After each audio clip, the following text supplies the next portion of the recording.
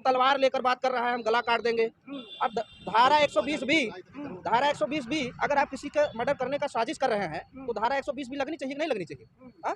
तो ये आप डायरेक्ट खुलेआम मीडिया के सामने कह रहे हैं हम तलवार भांज रहे हैं। उन्होंने अभी सम्राट अशोक की 80 किलो तलवार देखी नहीं, और जब सम्राट अशोक 80 किलो तलवार भांजता था तो फिर क्या होता था, कलिंग युद्ध होता था। तो समय आने दीजिए, ऐसा नहीं है। स्वामी मौर्य जो है अशोक, सम्राट अशोक है। क्या समझते हैं आप? उसी के ब्लड है वो। और स्वामी जी के ऊपर अगर एक आंच भी आ जाएगी तो फिर सम्राट अशोक की 80 किलो तलवार चलेगी, उसमें दो राय नहीं। तुलसीदास दुबे जी लिखते हैं रामचरितमानस में, पूजो विप्र सकल गुणहीना, पूजो न शूद्र गुण ज्ञान प्रवीणा।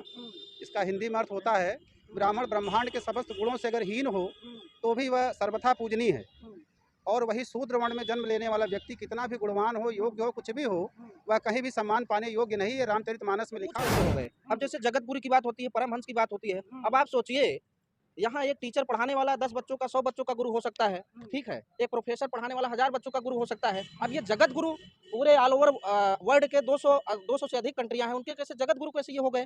कैसे अपने इनको कौन सी उपाधि मिल जाता है, कहाँ से ले लेते हैं? उनको मानने वाले लोग रामचरितमानस को छाती से लगाकर घूम रहे हैं, उसमें उन्हीं के बारे में इस प्रकार की बातें लिखी हुई हैं। और अभी आप जो मोहन भागवत के आरक्षण की बात किए हैं, आज ही उनका बयान आया है कि जब तक समाज में विषमता रहेगी तब तक जो है भारत में आरक्षण रहना चाहिए। ये क्यों आया? इसके पहले तो बिहार के चुनाव के पहले बोले थे कि आरक्षण की समीक्षा होनी चाहिए। ये उसी स्टालिन के बयान के बचाव में, ताकि हिंदू समाज, जिनको ये हिंदू नाम के छाते में ढक के रखे हैं, पढ़े लिखे लोग समझ न जाएं, बिदक न जाएं, उनको संतुष्ट करने के लिए एक कुचक और स्वांग रचे हैं, जबकि आरक्षण को यही समाप्त कर रहे हैं। हम ये कह रहे हैं कि अगर उन्होंने आपके धर्म और पाखंड पर, आप पर, अगर आपके राम पर सवाल उठाया, आपके भगवान पर सवाल उठाया, तो भगवान उनको खुद ही सजा दे देंगे। माननीय स्वामी प्रसाद मौर्य भस्म हो जाएंगे, इनकी जरूरत ही नहीं पड़ेगी, इनकी जरूरत ही नहीं पड़ेगी। भाई बाबाओं की क्या जरूरत है, या क्या डायरेक्ट कनेक्शन लगाए हैं? हम कह रहे हैं, ये कहते भी हैं कि हमारी बात होती है भगवान से, तो भगवान से बात होती है तो टेलीफोन कर दें, स्वामी प्रसाद जी को जो है भगवान तुरंत उठा लें, अर्जी लगा दें, या बागेश्वर जी अपनी अर्जी लगा दें, ठीक है, भगवान स्वामी प्रसाद को उठा लें। ऐसी कौन सी बात है? ठीक है, सम्मान हजम नहीं हो रहा है। इतने ही ऐसी हैं तो दलित प्रधानमंत्री दे दें। कि जब मोहन भागवत जी आपके हक अधिकार की बात कर रहे हैं तो भरोसा क्यों नहीं कर पा रहे? पहले वो आरएसएस के जो शीर्ष बॉडी है उसमें बैकवर्ड एससी को तो शामिल कर लें। उनके अगर मित्र मंडली में जो उनकी नीति निर्धारक समिति है, उसमें एक भी बैकवर्ड एससी अगर हो तो आप बता दीजिए, आप उनसे पूछ लीजिए कि क्या पूरे हिंदुस्तान में कोई बैकवर्ड एससी मिला ही नहीं जो इस योग्य हो, जिसको अपने साथ वहाँ रखें। केवल उससे जूता साफ कराने के लिए वहाँ जो है हाफ पैंट पहना घुमाते हैं। क्यों नहीं भरोसा कर पा रहे? हमारा सवाल वही है। बिल्कुल भरोसे लायक मोहन भागवत जी का कोई स्टेटमेंट नहीं है।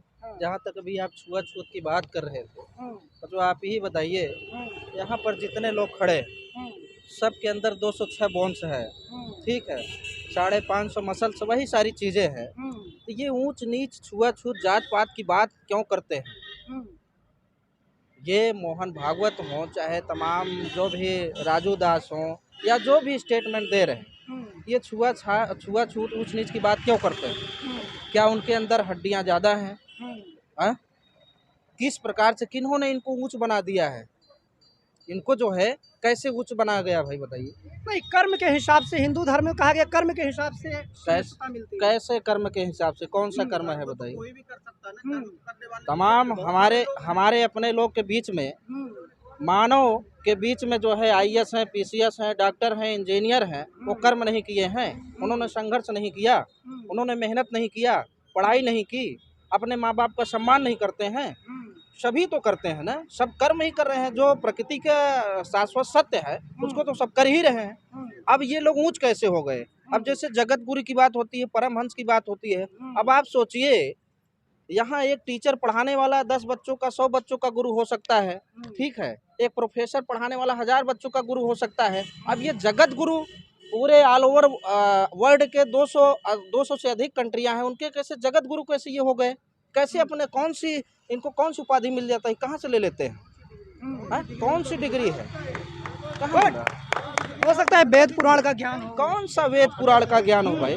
जिसको संविधान का ज्ञान ही नहीं है, जिसको संविधान का ज्ञान ही नहीं है, वो जाके उल्टा पटाख बोल रहा है स्वामी प्रसाद के, जैसे कि अपोजिशन में जो है, जैसे स्वामी जी ने जो सत्य बात तार्किक कहा, मीडिया कोई इस पर सवाल नहीं कर पा रही है स्वामी जी पर। स्वामी जी तर्कवादी बात कर रहे हैं, उस पर किसी का ऑथेंटिक जवाब नहीं दे पा रहे हैं। संविधानवादी व्यवस्था बता रहे हैं, उस पर किसी का ऑथेंटिक जवाब नहीं। आप जबरदस्ती की बात थोपने लगे, कोई तलवार लेकर बात कर रहा है, हम गला काट देंगे। अब धारा 120 भी, धारा 120 भी, अगर आप किसी का मर्डर करने का साजिश कर रहे हैं तो धारा 120 भी लगनी चाहिए कि नहीं लगनी चाहिए? हाँ, तो ये आप डायरेक्ट खुलेआम मीडिया के सामने कह रहे हैं हम तलवार भांज रहे हैं।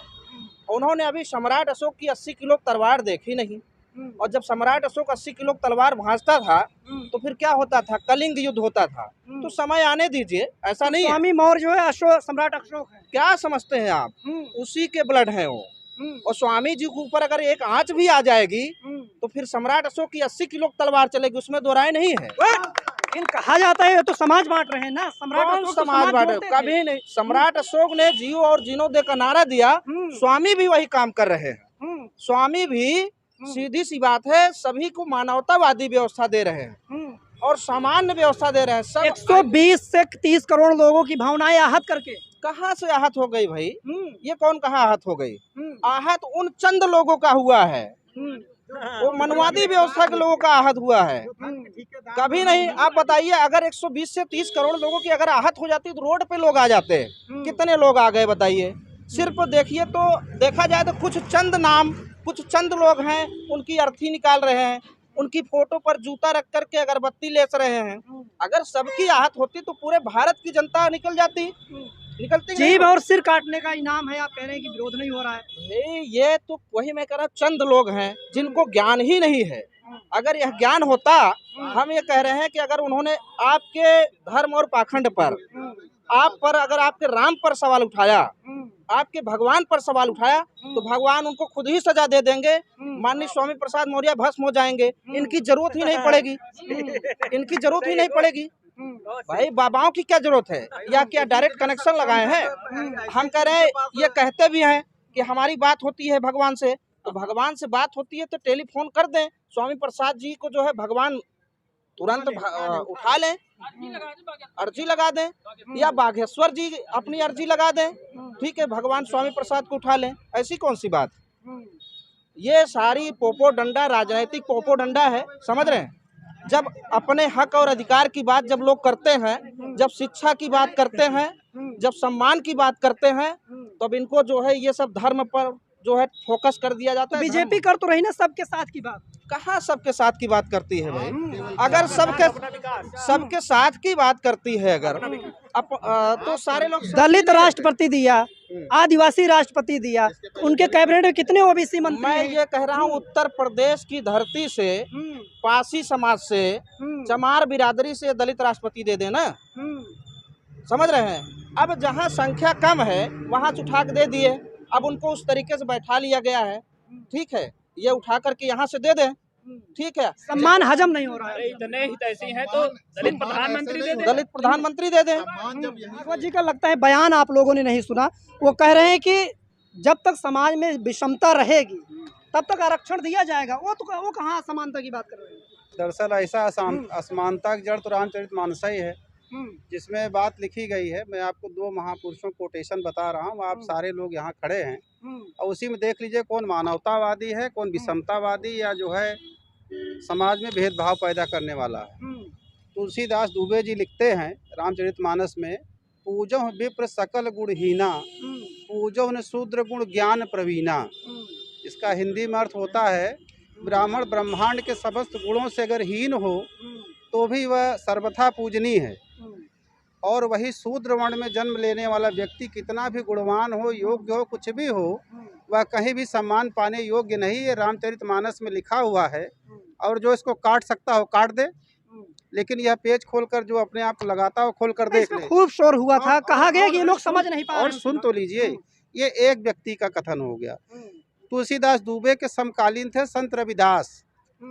संत रविदास उनके समकालीन थे। उन्होंने लिखा, पूजिए चरण चंडाल के, जो हो गुण ज्ञान प्रवीण, मत पूजिए ब्राह्मण को, जो हो गुणहीन। अब आप यहाँ देखिए कि मनुष्य को मनुष्य का गौरव, मानव का मानव होने का गौरव और न्याय समता के आधार पर कौन बात कर रहा है? तुलसीदास दुबे कर रहे हैं कि बाबा संत रविदास जी कर रहे हैं, तो आप इसी से अंदाज़ा लगा लीजिए कि जो हिंदू धर्म को मानने वाले लोग रामचरितमानस को छाती से लगाकर घूम रहे हैं, उसमें उन्हीं के बारे में इस प्रकार की बातें लिखी हुई हैं। और अभी आप जो मोहन भागवत के आरक्षण की बात किए हैं, आज ही उनका बयान आया है कि जब तक समाज में विषमता रहेगी तब तक जो है भारत में आरक्षण रहना चाहिए। ये क्यों आया? इसके पहले तो बिहार के चुनाव के पहले बोले थे कि आरक्षण की समीक्षा होनी चाहिए। ये उसी स्टालिन के बयान के बचाव में, ताकि हिंदू समाज, जिनको ये हिंदू नाम के छाते में ढक के रखे हैं, पढ़े लिखे लोग समझ न जाएं, बिदक न जाएं, उनको संतुष्ट करने के लिए एक कुचक और स्वांग रचे हैं, जबकि आरक्षण को यही समाप्त कर रहे हैं।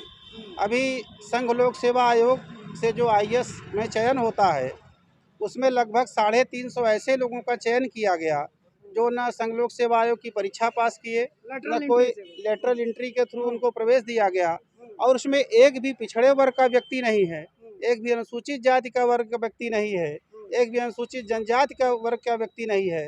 क्या पूरे हिंदुस्तान में इन वर्गों से कोई योग्य व्यक्ति इनको मिला ही नहीं? जबकि इन्हीं वर्गों से आने वाले महापुरुषों ने भारत को क्या क्या दिया है। इन्हीं वर्ग से आने वाले डॉक्टर बाबा भीमराव अंबेडकर जी ने भारत को संविधान दिया है, जिस संविधान में छेड़छाड़ करके आज यहाँ भारत के मूल निवासियों के अधिकारों को खाने का ये काम कर रहे हैं। मोहन भागवत केवल उससे लोगों का ध्यान हटाने के लिए ये ऐसा बयान दे करके थोड़ा सा मरहम लगाने की कोशिश थोड़ा सा मरहम लगा